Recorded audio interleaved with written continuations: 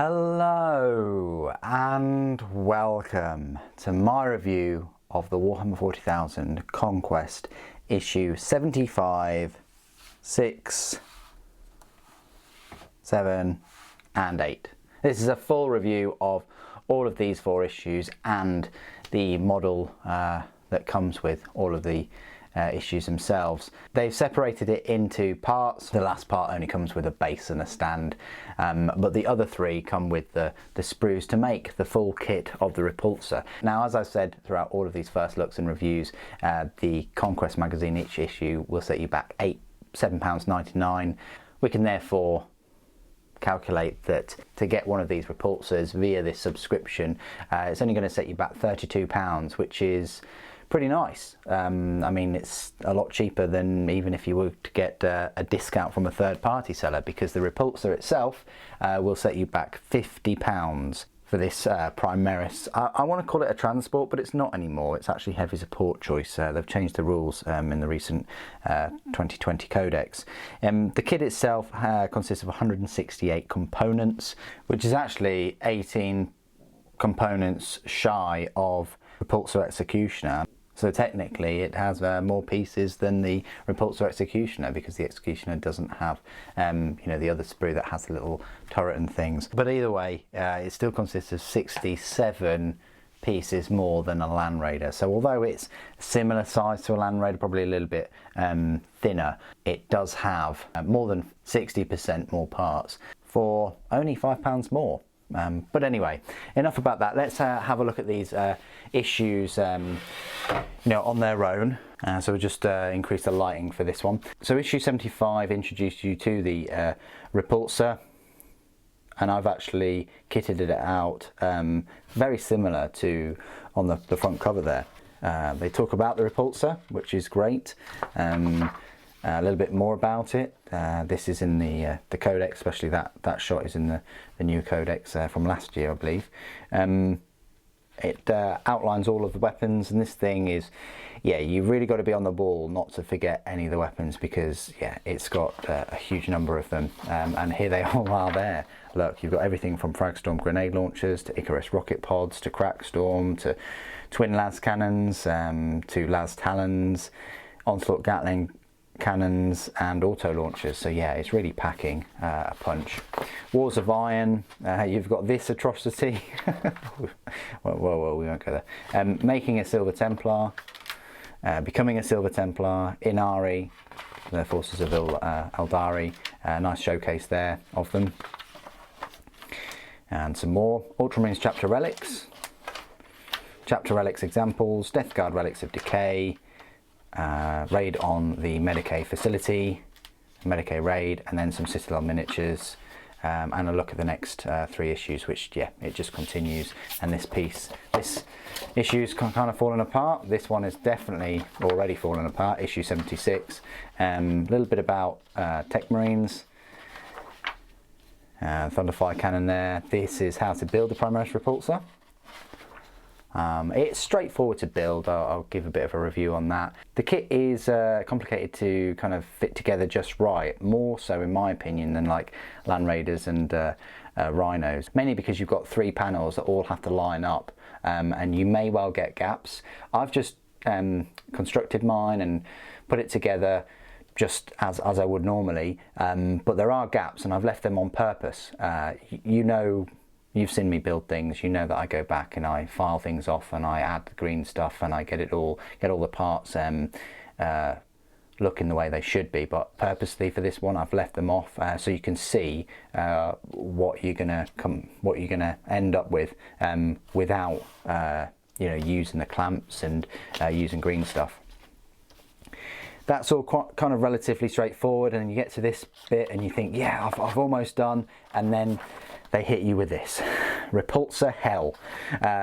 You look at these and it's actually 2 pieces per plate, and then you can double them on the other side, and each piece needs to be filed and taken rid of, and having the mold lines and things off. It becomes a bit of a nightmare. But once you finish them, it's not too bad, because you go for the exhaust grates and the exhausts themselves, yeah, they go through the more repulsor plates there, but then you're pretty much done. After those plates, you can finally put in either the twin lance cannons or the heavy bolters, and you can go about deciding whether you want the Fragstorm grenade launchers or the storm bolters. You can magnetise the ends of those and swap them out quite easily. It gives you an option there of the various 4 weapons you can choose on the back. The Fragstorm grenade launcher, the storm bolter, the iron hail, heavy stubber, or the Icarus rocket pod. I mean, yeah, this is an indecisive person's worst nightmare. Then you can pick the main turret weapon, I guess. You can either go for the heavy onslaught Gatling cannon or the Las Talon. I've gone for a heavy onslaught Gatling cannon for the other one. I'll show you that in a moment, with heavy bolter. So I've gone for more anti-armor with this one and anti-infantry with the other.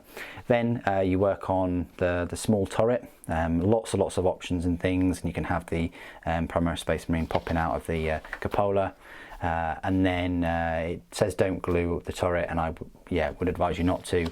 And this is how you can put it on the base, and you can apply some adhesive on there and eventually glue it after painting it. And again, I certainly wouldn't be gluing it onto the base without painting it.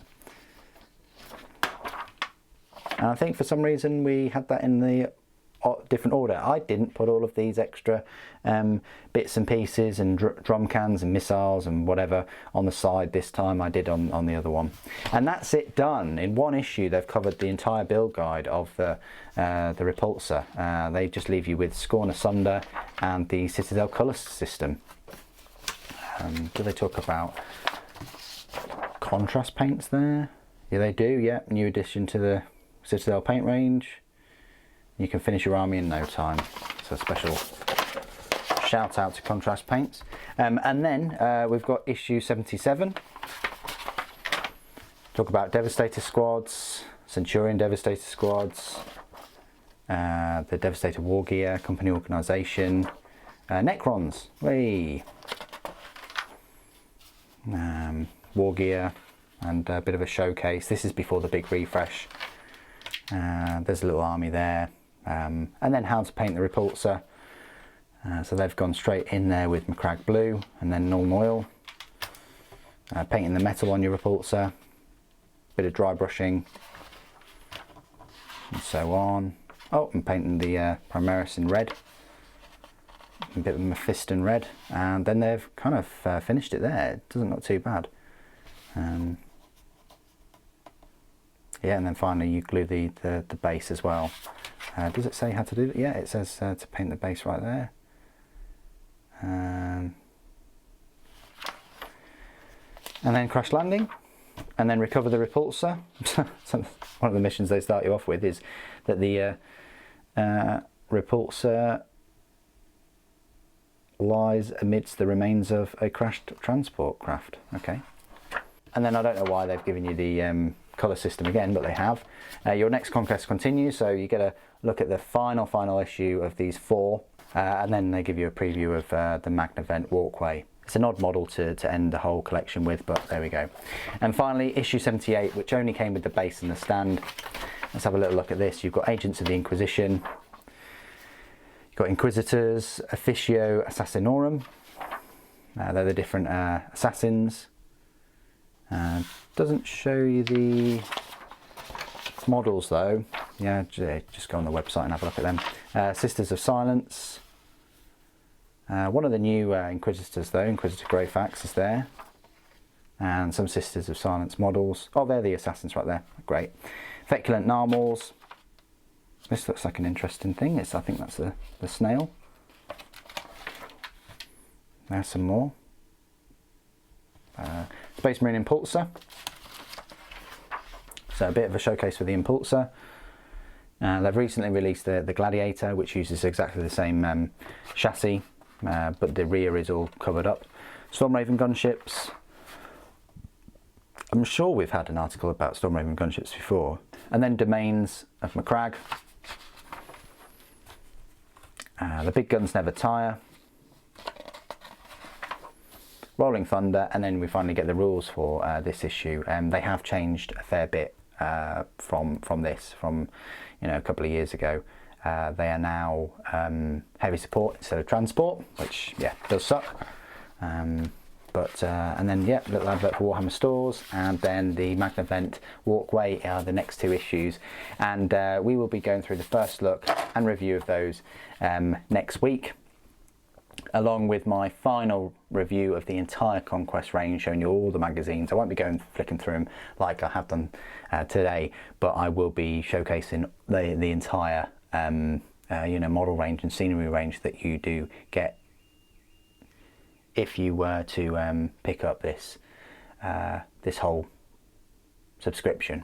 So let's look at the model in question then. So this is the Space Marine Primaris Repulsor. It can only transport Primaris Space Marines, Intercessors, Hellblasters, Assault Intercessors, you name it. Many different types of Primaris. Can't take normal Space Marines.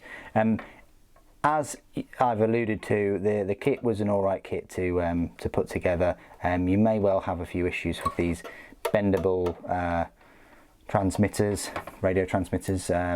I have glued this. Okay, that's interesting. I haven't drilled the hole there. I didn't do the mould lines either, so I sort of skipped them for this one. I can go back and remove them as a bit of a hobby thing to do at some point. But yeah, it's an alright kit. I think the turret is way too small. The Gladiator turret, which I'll show you a size comparison in a moment, looks a bit more fitting, bit better size, even though in the grand scheme of things it's probably it looks the same size though. Yeah, I think it is the same size. Wow, isn't that interesting? But yeah, if we put the Executioner turret on, does look better, but still maybe a little bit too big for it. But there we go. So that's the turret.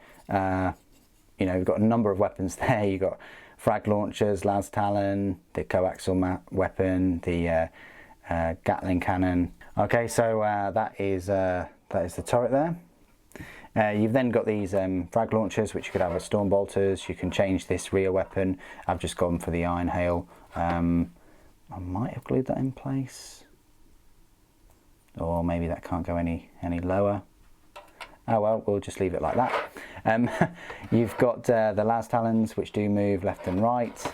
As I say, I've left it with all the gaps. I haven't filed that down or taken the mould lines off. That's the rear. Still with these tiny little doors, which are smaller than Rhino doors. I do find it very odd that Primaris can even get into this tank, but they can't get into like a Land Raider or even a Rhino, where the doors are bigger. And likewise, how normal Space Marines can't get into these tanks. But oh well, I would have rather them have really explained it more in the lore why normal Space Marines can't use these vehicles and Primaris and vice versa. But anyway, that is the Repulsor. Spare parts then. Let's show you these spare parts that I didn't use in the kit. Oh, I think there's one more just hiding in there. So yeah, we've got everything here from the Primaris that can you know, pop out of the cupola to a different rear weapon. So I've got the frag launchers there. I can just hot swap that out. That's quite decent.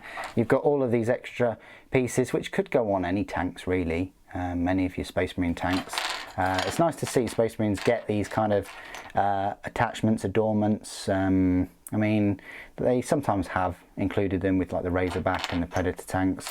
Yeah, here's the Gatling cannon, which I didn't use, the heavy one. They're the tips of them. That's the rocket launcher. There's the other half of the Primaris. There's the iron hail pintle mounted weapon, and a couple of other bits and bobs. There's the stand I need to keep that and the base in a safe place. But there you go, they're all the spare parts that you get in the kit.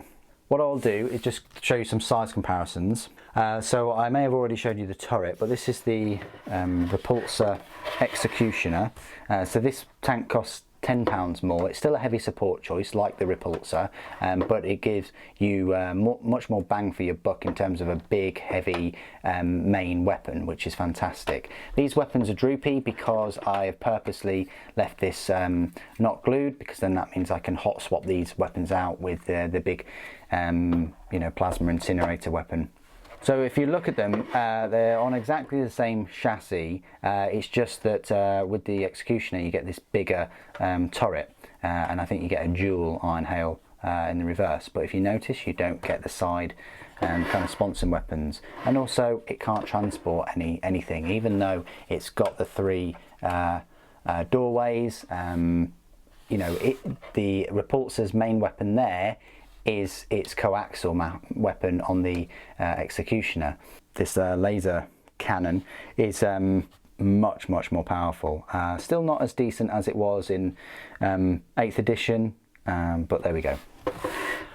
More size comparisons in the form of the Gladiator. So this is one of the most recent tanks that they brought out with 9th edition. It does still have the sponsons. It's just like an impulsor really, but with a much better turret. If you look at the laser cannon there, it does look like a mini version of the Executioners, and it's got all of the normal comms arrays and things that the other tanks have. But yeah, it's they're getting there, they're getting better. The rear door is quite nice as well. That's a whole new part of the kit that they introduced.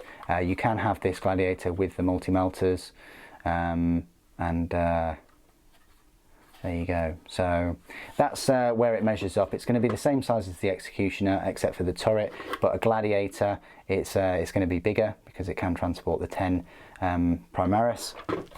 Just because I can. Here's another repulsor, and this is the one that I kind of made earlier. I went for the heavy onslaught Gatling cannon there. So that's that one, and yeah, that comms array thing is totally bent, but there we go.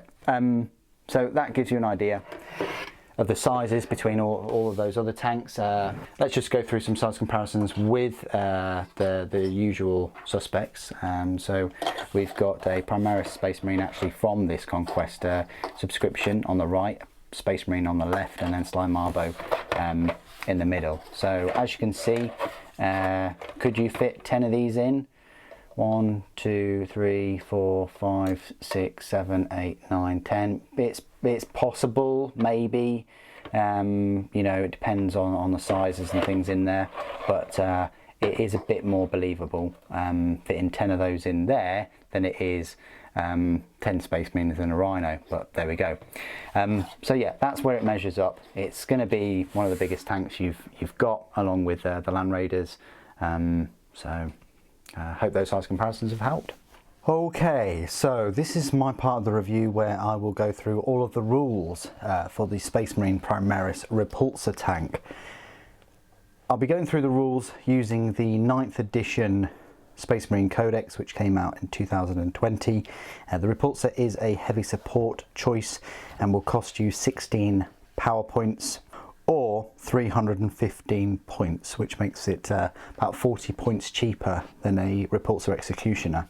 Space Marines have always had a large number of heavy support units to choose from. Now more than ever, the army is feeling very bloated. They need to cut away with the Space Marines or have Primaris be their own book, their own force, because you've now got Hellblaster squads, Eliminators, Centurion Devastators, Eradicators, Devastators, Thunderfire cannons, Firestrike servo turrets, Hunters, Stalkers, Whirlwinds, all manner of flavours of Predators, the Gladiators, the Vindicator, the Land Raiders, this Repulsor, and of course the Repulsor Executioner. So what do you get for these 16 power points? Well, it's one of these units whereby the number of wounds remaining affects its movement speed. So it starts off with 16 wounds, and if it's got 9 or more wounds, then its movement speed is 10 inches, weapon skill is 6+, ballistic skills 3+, strength is 8, toughness is 8, 6 attacks, leadership 9, and a save of 3+. When it has between 5 and 8 wounds remaining, its movement speed is 5 inches, weapon skill 6+, ballistic skill 4+, strength 8, toughness 8, attacks d6, leadership 9, and a save of 3+. And then when it has between 1 and 4 wounds remaining, its movement speed drops all the way down to 3 inches. its weapon skill is 6+, its ballistic skill drops to 5+, strength and toughness remain at 8, attacks drop to D3, leadership 9 and a save of 3+. A repulsor is equipped with heavy onslaught Gatling cannon, Icarus Iron Hail Heavy Stubber, 2 Crackstorm grenade launchers, 2 Storm bolters, twin heavy bolter, Hunter Slayer missile and auto launchers. Weapon wise, the Fragstorm grenade launcher is an 18-inch assault D6, strength 4, AP 0 and damage 1 blast.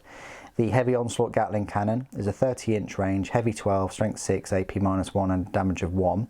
The Hunter Slayer missile is a range 48-inch, heavy 1, strength 10, AP -2 and a damage of D6, but the bearer can only shoot with each Hunter Slayer missile it is equipped with once per battle. This weapon can target units that are not visible to the bearer, so it's a nice little bonus missile weapon thing there. The Icarus Iron Hail Heavy Stubber is a 36-inch range, heavy 4, strength 4, AP -1 and a damage of 1, and each time an attack is made with this weapon against an aircraft unit, add 1 to that attack's hit roll. The Icarus Rocket Pod is a 24-inch heavy D3, strength 7, AP -1, damage 2, blast. Each time an attack is made with this weapon against an aircraft unit, add 1 to that attack's hit roll. And the Iron Hail Heavy Stubber is a 36-inch range, heavy 4, strength 4, AP -1, damage 1 weapon. You've got the Crackstorm grenade launcher, which is an 18-inch assault 1, strength 6, AP -1, damage D3. The Las Talon, which mine's equipped with, is a 24-inch range, heavy 2, strength 9, AP -3 and a damage of D6. The Onslaught Gatling cannon is the smaller version. It's of the heavy one, obviously, and is a heavy 8.